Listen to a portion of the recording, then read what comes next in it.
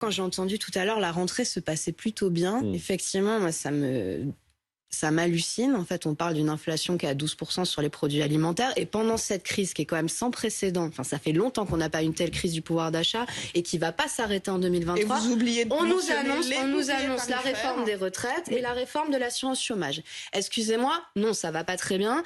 Et du coup, ces ouvriers, notamment ces salariés qui se mettent en grève, ils demandent aussi un recul de la réforme sur l'âge de départ à la retraite. Pourquoi ? Parce que, encore une fois, c'est ce qu'on dit depuis le début, ce sont surtout les ouvriers, les travailleurs de secteur industriel, de secteurs où il y a beaucoup de maladies professionnelles, qui vont pâtir de cette réforme, puisque eux auront de moins en moins de chances de partir en bonne santé à la retraite. Voilà, ça c'est la réalité. Donc, nous, aujourd'hui, on sait qu'il y a une grande colère sociale, on sait que la réforme des retraites est complètement impopulaire, on sait par contre que cette situation de blocage de l'essence ne peut plus perdurer pour les gens qui vont au travail, je l'ai dit dès le début. Par contre, voilà ce qu'on dit. Ce mouvement. Mais non, je dénonce pas. Je dénonce les PDG de Total, les actionnaires de Total qui ne veulent pas reverser aux salariés leur juste part. C'est tout. C'est à eux de céder. Pourquoi vous préférez réquisitionner le peuple et des travailleurs ? Vous êtes toujours du bon côté du manche. Je suis désolée.